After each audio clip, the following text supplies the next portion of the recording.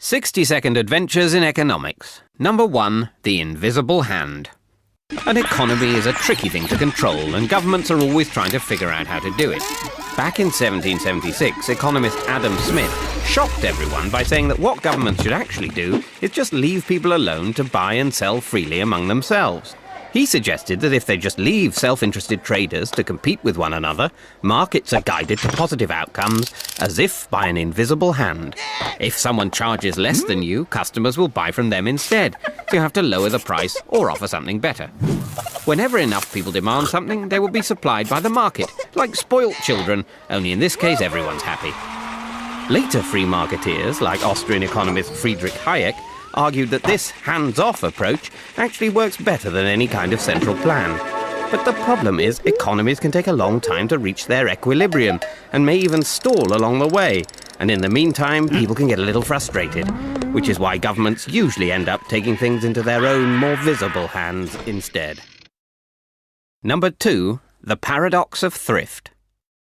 Much like a child getting his pocket money, one of the biggest economic questions is still whether it's better to save or spend. Free marketeers like Hayek and Milton Friedman say that even in difficult times, it's best to be thrifty and save. Banks then channel the savings into investment in new plants, skills and techniques that let us produce more.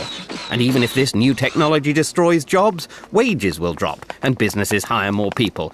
So unemployment falls again. Simple, at least in the long run.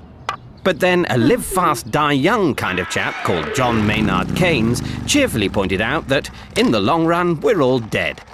So to avoid the misery of unemployment, the government should instead spend money to create jobs.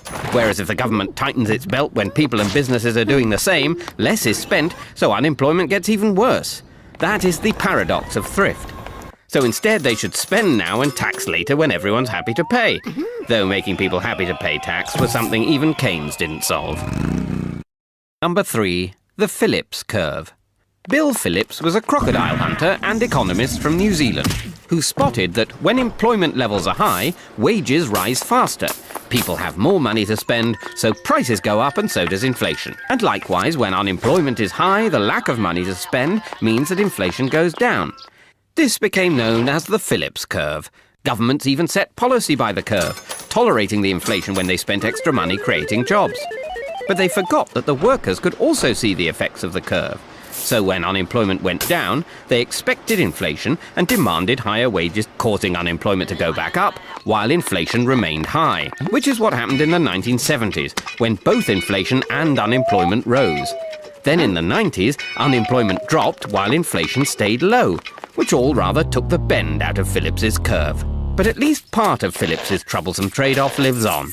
When faster growth and full employment return, you can bet inflation will be along to spoil the party.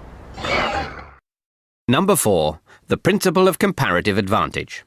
Whether you think economies work best if they're left alone or that governments need to do something to get them working, the one thing that can't be controlled is the rest of the world. Fear of foreign competition once led countries to try and produce everything they needed and impose heavy taxes to keep out foreign goods. However, economist David Ricardo showed that international trade could actually make everyone better off, bringing in one of the first great economic models. He pointed out that even if a country can produce pretty much everything at the lowest possible cost, with what economists call an absolute advantage, it's still better to focus on the products it can make most efficiently, that sacrifice the least amount of other goods, and let the rest of the world do the same. By specializing, they can then export these surpluses to each other, and both end up better off. This is the principle of comparative advantage, and it has persuaded many countries to sign up to free trade agreements. But unfortunately, it can take a long time for countries to trade their way to prosperity. And because it's now much easier to move to where the money is, it's increasingly not only goods that cross borders, but people, which has somewhat uprooted Ricardo's theory. Number 5, the impossible trinity. Most countries trade with one another, which is usually pretty good for all involved. But it does mean it's a bit harder for each to keep control of its own finances. There are 3 things that governments are particularly keen on.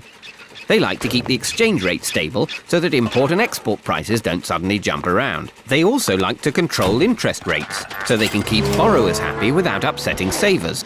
And they like to let money flow in and out of their country without causing too much disruption. But there's a problem when you try to do all of these at once. Say, for example, the Eurozone tries to lower its interest rate and reduce unemployment. Money flows out to earn higher interest rates elsewhere. Exchange rates drop, which causes inflation, so the euro interest rate is forced back up again. You can either fix your exchange rate and let money flow freely across national borders, but have no control over your interest rates, or control your interest and exchange rates, but then you can't stop the capital flowing in and out. But like an overzealous triathlete, you can't do all three at once.